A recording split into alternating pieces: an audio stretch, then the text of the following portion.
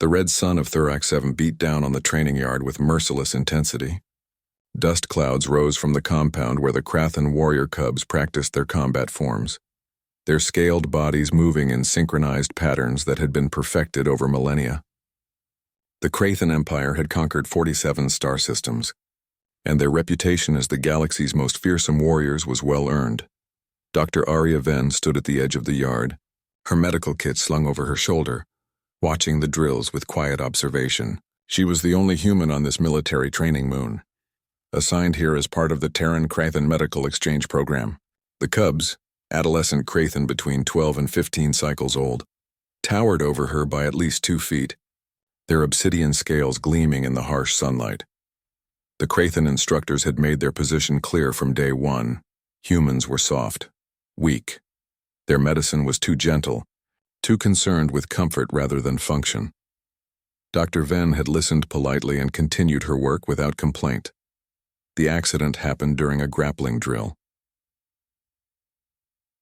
Rock, a particularly aggressive cub known for his reckless fighting style, had attempted an advanced maneuver beyond his skill level. His opponent's claws had caught his forearm at an awkward angle, tearing through scales and the muscle beneath. The injury wasn't life-threatening by Krathan standards, but it was messy, green blood flowing freely down his arm. The drill instructor, Commander Thex, barely glanced at the wound. "Rapid and continue," he barked in the harsh Krathan tongue. Rock grabbed a standard field dressing from the medical station, a simple compression bandage designed to stop bleeding through sheer pressure. He began wrapping it around his arm with one hand and his teeth, the way all Krathan cubs were taught. Pain was weakness. Hesitation was death. Stop. The word was quiet, but it cut through the training yard like a blade. Dr. Arya Ven walked across the dusty ground, her boots making soft sounds against the packed earth. The entire yard fell still. 30 pairs of reptilian eyes turned to watch the small human approach the wounded cub. "Let me see," she said, her voice calm but firm. Rock's lips curled back, revealing rows of sharp teeth. "I don't need human softness," he growled. "This is a warrior's wound." Dr. Ven met his eyes without flinching, then let a warrior treat it properly. Something in her tone made him hesitate. Perhaps it was the complete absence of fear.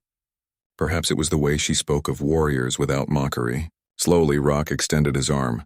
The other cubs pressed closer, forming a silent circle. They had seen human medicine before. The way Dr. Ven used strange instruments, applied numbing agents, worked with a gentleness that seemed absurd for combat training. They had laughed among themselves about it, though never within her hearing. Dr. Ven unwrapped Rock's hasty bandaging and examined the wound with practiced efficiency. Her fingers moved across his scales with surprising knowledge of Krathan anatomy.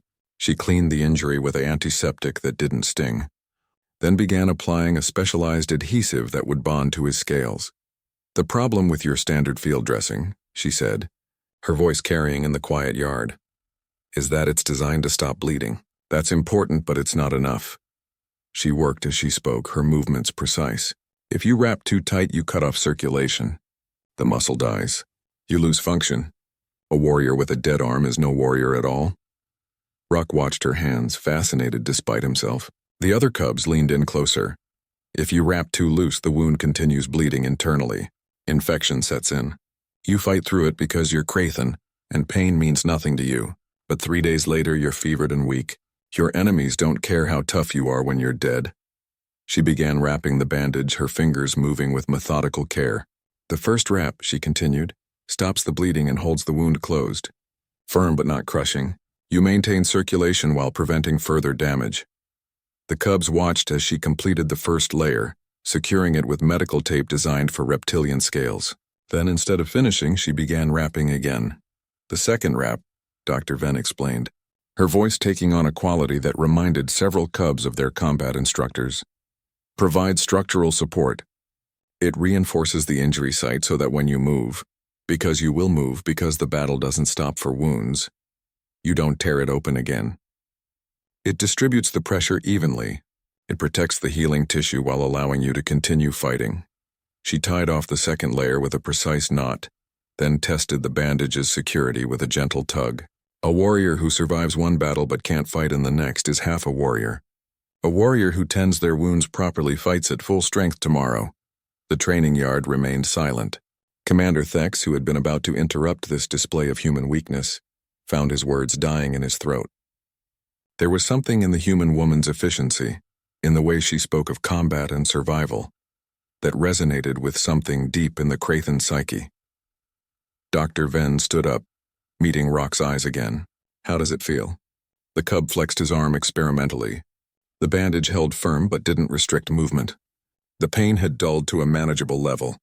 He could fight like this. He could train like this. It feels secure, he admitted grudgingly. Good.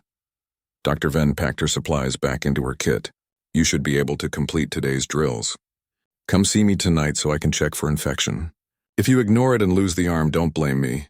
She turned to walk away, but Rock's voice stopped her. "Why do you tie it twice? Why do humans care so much about—" He struggled for the word. "About afterwards?" Dr. Venn looked back at him, and for a moment something ancient flickered in her eyes, something that the Krathen, for all their warrior culture, recognized. Because humans learned a long time ago that surviving the battle is only half the victory.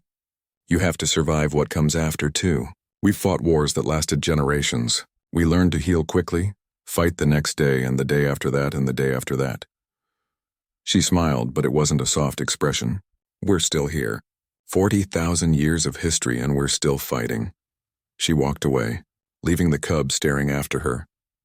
That evening, 15 other cubs came to her medical station with minor injuries they'd been ignoring. Each one watched carefully as she tied their bandages twice.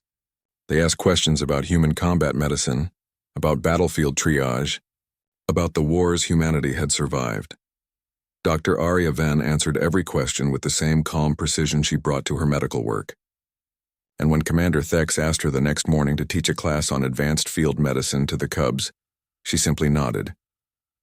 The Krathen had conquered 47 star systems with their strength and ferocity, but they learned something that day in the training yard, watching a human woman tie a bandage twice. Sometimes the strongest warrior isn't the one who feels no pain, but the one who knows how to keep fighting despite it. And humanity, small and seemingly fragile, had been doing exactly that for longer than the Krathen Empire had existed.